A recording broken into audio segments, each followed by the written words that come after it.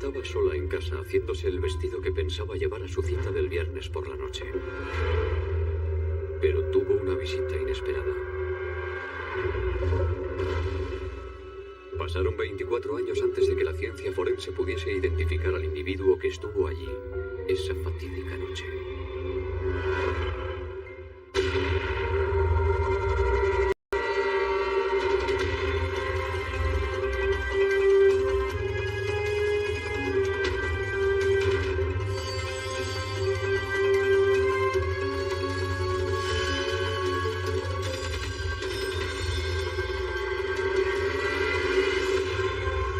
Crímenes imperfectos.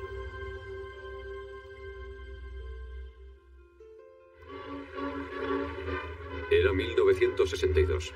El presidente John Fitzgerald Kennedy estaba gobernando el país en el momento culminante de la Guerra Fría. El mundo veía con ansiedad cómo los Estados Unidos se enfrentaban a la Unión Soviética sobre ciertas plataformas de misiles en Cuba. Todo barco que se dirija a Cuba en el que se encuentre una carga de armas de ataque será obligado a volver. Las tensiones raciales en Estados Unidos no eran tan fáciles de controlar. La segregación en las escuelas del sur enfrentó a los negros contra los blancos. Líderes como Martin Luther King enviaron un mensaje de esperanza y prudencia. Tengo un sueño. Que un día esta nación se alce A cientos de kilómetros, en la pequeña localidad de Hanford, California, la tensión racial y la carrera armamentística eran menos importantes que atender a los negocios y llegar a fin de mes. Era una comunidad pequeña. Todo el mundo se conocía. Todos se llamaban por su nombre. No había problema racial. La familia Miller prestaba un importante servicio a la comunidad. Se encargaban del suministro de agua a las granjas cercanas. Era una familia estupenda, muy trabajadores y buenos cristianos. Los Miller eran muy conocidos. El canal estaba situado detrás de la casa y alguien de la familia Miller estaba siempre allí para asegurarse de que el suministro de agua funcionara correctamente. El 21 de marzo de 1962, Marlene, de 15 años, fue la encargada de quedarse en casa mientras sus padres salieron a cenar fuera. Marlene se puso a coser un vestido nuevo para una cita que tenía.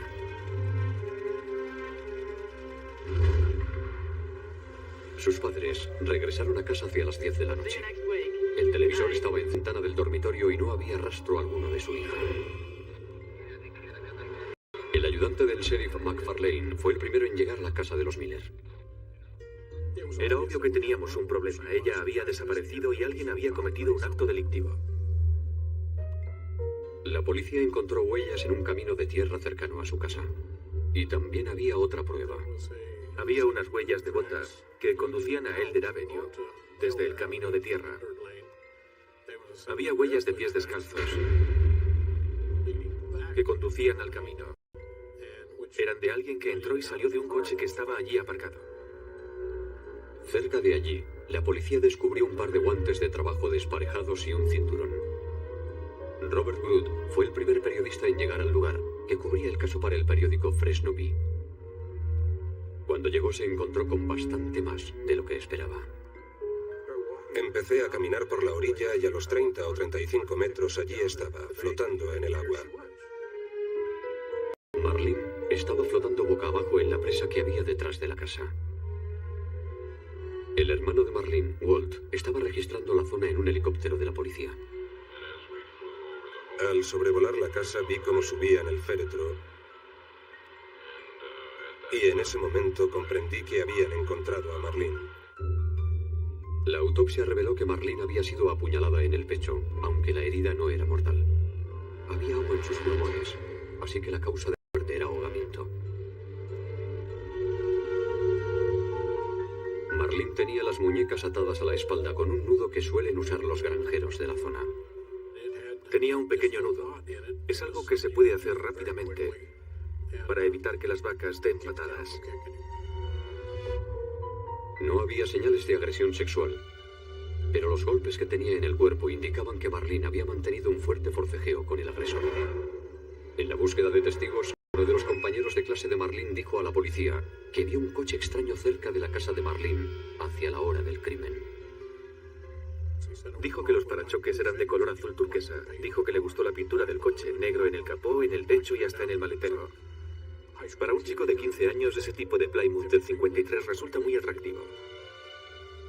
La policía tenía las huellas de neumáticos del lugar de los hechos y la descripción del coche. Ahora todo lo que tenían que hacer era encontrarlo.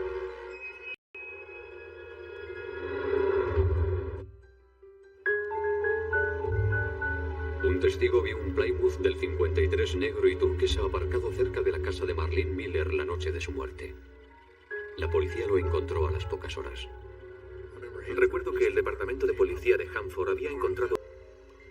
Cuando el ayudante del sheriff McFarlane se asomó por la ventanilla trasera, vio lo que más tarde resultaría ser una prueba decisiva. Vi un par de botas en el suelo. Una estaba tumbada y la otra estaba de lado. Y gracias a una linterna pude ver las suelas. Me pareció que eran las mismas que las de Tommy Lane. El coche estaba registrado a nombre de Booker Hillery Jr., trabajador de una granja local que recientemente había sido puesto en libertad tras cumplir una condena por violación. Uno de sus compañeros de trabajo dijo a la policía que había visto a Hillery conduciendo hacia la casa de Marlene Miller después del trabajo, la noche en que esta fue asesinada. Y el jefe de Hillery identificó los guantes encontrados en el lugar de los hechos como los que llevaba Hillery. Las ruedas del coche y las botas encontradas en la parte de atrás eran similares a las huellas de neumáticos y de botas que había en el barro cerca del lugar del crimen. Pero eso no significa que él la matara, aunque estaba claro que había arrojado los guantes por la ventanilla mientras se daba a la fuga por el camino en el que aparecieron las huellas de neumático. Pero todo era circunstancial. No había pruebas concluyentes para encerrarle. Booker Hillery negó tener relación alguna con el asesinato de Marlene.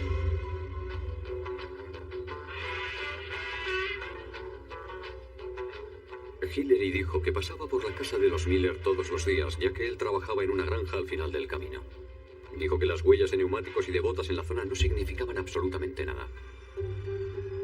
Booker Hillery fue arrestado, juzgado y condenado por el asesinato de Marlene Miller. Fue sentenciado a muerte. Una vez en prisión, Hillery se aprovechó del proceso de apelación y solicitó que le conmutasen la pena. Fue descorazonador, especialmente para la familia, que había tenido que revivir esta pesadilla cada vez que se hablaba del caso. Cada vez que pasamos por esto, me hago la ilusión de que va a ser la última vez que tengamos que sufrirlo. Pero no acaba nunca. Es frustrante. A veces para un agente de policía el sistema judicial resulta frustrante. ¿Comprende? Cada apelación que presentaba Hillery se le denegaba. Pero en 1974, el Tribunal Supremo de los Estados Unidos dictaminó que la pena de muerte era un castigo brutal y cruel. En consecuencia, las sentencias de todos los que estaban en el corredor de la muerte, incluida la de Booker Hillery, fueron conmutadas por la de cadena perpetua. El Tribunal Supremo revocó su decisión 2 años más tarde, pero las sentencias de muerte no pudieron ser restablecidas. Booker Hillery continuó con sus maniobras legales, incluidos del gran jurado que le había acusado. En 1983, un juez aceptó la apelación y ordenó que Hillery fuera juzgado de nuevo o puesto en libertad. Lo inquietante de esto es que era 1983 y la condena se había dictado en 1962. Y cualquiera puede revisar la transcripción del gran jurado y determinar que había una causa probable, independientemente de la raza del acusado. Robert Mallane era el fiscal en el nuevo juicio de Booker Hillery. Comprendí que tenía que encontrar una prueba decisiva, porque obviamente tenía que ganar el caso y remontarme a 24 años atrás. La prueba física todavía existía, pero 21 de los testigos originales ya habían muerto. Larry Orth era el investigador jefe de la oficina del fiscal del distrito del condado de Kings. Habían muerto muchos testigos.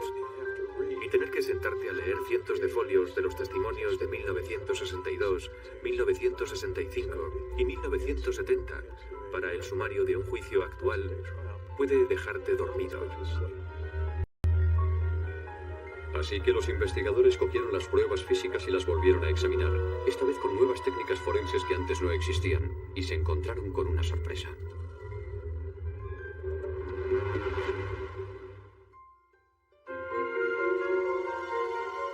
Habían pasado 24 años desde que Booker Hillery había sido condenado por el asesinato de Marlene Miller, una condena que más tarde había sido revocada. El criminalista Gary Corner examinó la prueba física del primer juicio. Comenzó por las botas encontradas en el coche de Hillery en la noche del crimen. Las botas habían sido modificadas. Las suelas seguían siendo las originales de la fábrica de botas Wellington, pero el tacón blanco original había sido sustituido por uno negro. Lo hizo para que las botas no se gastaran tan deprisa, pero al hacerlo pasaron a ser unas botas distintas. Corner comparó las botas de Hillery con las huellas encontradas en la casa de Marlene Miller y tenían la misma suela, el mismo tacón y las mismas marcas de cortes en el tacón. Después, Corner comparó los neumáticos del coche de Hillery con las huellas de neumáticos encontradas en el camino de tierra cercano a la casa de los Miller. Buscábamos cortes o piedrecillas o cualquier cosa que pudiera haber en los neumáticos. En este caso tuvimos mucha suerte porque había un defecto de fábrica y 3 cortes justo al lado. Esto situó a Booker Hillery muy cerca del escenario del crimen, pero no en el interior de la casa. Primer juicio.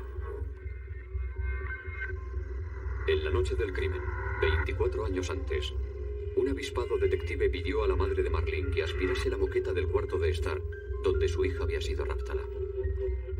Entonces, los investigadores encontraron unas extrañas partículas microscópicas en el análisis de la moqueta, pero no sabían lo que eran. Dijeron que no tenían la tecnología para descubrirlo y que solo podían comparar las partículas en cuanto a la forma y el tamaño. Las partículas con forma de balón de fútbol americano encontradas en la bolsa de la aspiradora seguían existiendo en el expediente de pruebas y fueron enviadas a un laboratorio forense independiente de Chicago. Skip Palahniuk fue el experto forense asignado al caso. Yo llevo utilizando el microscopio desde los 8 años y había visto partículas como esas antes y sabía qué clase de fenómeno físico las producía. Aumentada 300 veces la imagen, Palahniuk reconoció las partículas como pintura, el tipo de pintura que viene en una lata de aerosol. En las partículas había fibras de algodón. Eso explicaba que las partículas de pintura fueran redondas. Cuando se utiliza pintura en spray, las partículas redondas se aplastan al llegar a una superficie como la madera. Cuando la pintura se seca, se forma una película. Pero si la pintura en spray toca la fibra, reacciona de forma diferente. Si estas esferas se secan aisladamente, mantienen su forma de esferas. Sin embargo, si entran en contacto con una fibra, lo que ocurre es que la capacidad de absorción hace que la pintura se extienda así, dejando un dibujo característico al entrar en contacto con la fibra. Los científicos hicieron un microanálisis de la muestra bombardeando con electrones para identificar los elementos que la componían. Al ser bombardeados, todos los elementos desprenden rayos X con distintas longitudes de onda y nosotros podemos registrar los rayos X, la longitud de onda y cuantificar la cantidad de energía desprendida para determinar qué elementos están presentes en la muestra. Los componentes eran titanio, plomo y hierro. Un microespectrómetro fotométrico de infrarrojos, que se parece más a un ordenador que a un microscopio, determinó la composición molecular de la pintura. Los resultados salen en un gráfico. Y a través de la prueba de azul de Prusia, los científicos descubrieron que se trataba de una pintura acrílica con una base oleica. Ahora los investigadores querían saber de dónde procedían aquellas misteriosas partículas microscópicas de pintura azul. Y también necesitaban saber cómo llegaron a la moqueta del cuarto de estar de Marlene Miller 24 años antes.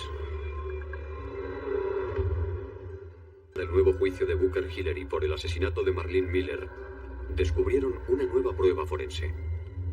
Unas microscópicas partículas de pintura en la casa de la víctima, encerradas en algodón. Pero en 1962, cuando tuvo lugar el primer juicio, no existía la tecnología para identificar dichas partículas. Pero, ¿de dónde procedían esas bolas de pintura? Buscando respuestas, los investigadores registraron una vez más el coche marca Plymouth de Booker Hillery. Curiosamente, aún seguía bajo custodia policial después de tantos años. En el laboratorio forense, los científicos observaron que el techo del lado del acompañante estaba cubierto con una tela de algodón. Y que la tela había sido pintada con pintura en spray azul. Cuando examiné la tela bajo el microscopio, me di cuenta de que había millones de esas partículas que él había producido al rociar el spray, y que aún seguían allí. Era como si las hubieran puesto allí para que alguien las encontrara, y yo tuve la suerte de ser el que las encontró. Los científicos aspiraron todo el interior del coche de Hillery y analizaron los rastros. Encontraron miles de partículas de pintura idénticas en color, forma y composición química a las halladas en la casa de Marlene Miller. Al finalizar el análisis, lo primero que encontramos eran esferas de pintura verde. La pintura que aparecía planteó un problema, pues la cuestión era que no eran del mismo color. Cuando pusimos algunas de las partículas en el microscopio, vimos que todas tenían la misma cristalización, que los cristales eran similares, la composición química era idéntica, el espectro de infrarrojos indicaba la misma composición química. No podíamos asegurar que todas procedieran del mismo bote de spray. Nos preguntábamos cómo habían llegado hasta allí. Su forma era muy poco común.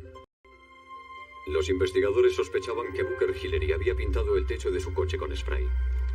Al hacerlo, las partículas de pintura quedaron pegadas a las fibras de algodón y al secarse tomaron una forma cilíndrica. Conduciendo por la ciudad, Hillery pasó por un bache y las partículas microscópicas se desprendieron y se le pegaron a la ropa y al pelo.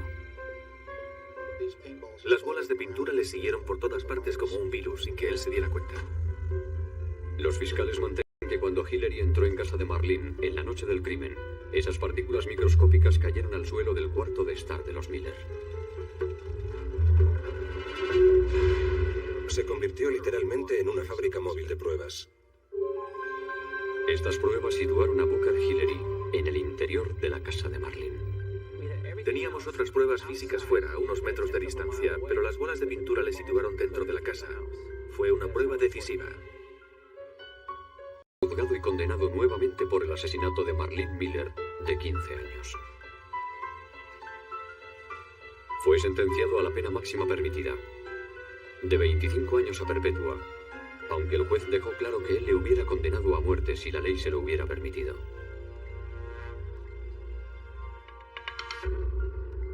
Irónicamente, fue el mismo Booker Hillery quien entregó a los investigadores la prueba definitiva que le condenó. Las autoridades locales habían intentado vender su coche poco después del primer juicio, en 1960, pero Hillery no lo permitió. Hillery presentó una queja ante el Tribunal Federal contra el condado para que dejaran de intentar deshacerse de su coche, y decidimos no venderlo. Muchas gracias, señor Hillery. Cuando aquel día fui al depósito y vi el techo pintado con pintura de spray, di un grito de alegría. Esto es, si no hubiéramos conservado su coche, nunca habríamos averiguado de dónde procedían esas partículas. Actualmente, Booker Hillery tiene 71 años. Se le denegó la condicional en una vista reciente, en enero de 2003. Booker Hillery está donde le corresponde. Debería haber ido a la cámara de gas antes del nuevo juicio, pero por la razón que fuera, el sistema no le condenó a muerte, pero está donde debe estar. No le corresponde vivir en nuestra sociedad. Los investigadores agradecen la previsión del difunto Art Thomas, el jefe de criminología del condado de Kings, quien en 1962 insistió en que la madre de Marlene pasase la aspiradora por el suelo del cuarto de estar, donde había tenido lugar el rapto. Él guardó esa prueba bajo custodia policial. Eso fue la clave de todo, y seguro que Art sabía entonces que era la forma de encerrarle. Era todo un investigador y un excelente policía. Nosotros hacemos lo que algunas personas creen que solo se puede hacer en la ficción. Yo creo que nosotros somos la encarnación de Sherlock Holmes y el Dr. Thorndyke, y ese tipo de gente, en el sentido de que podemos hacer que una pequeñísima prueba desvele toda la verdad.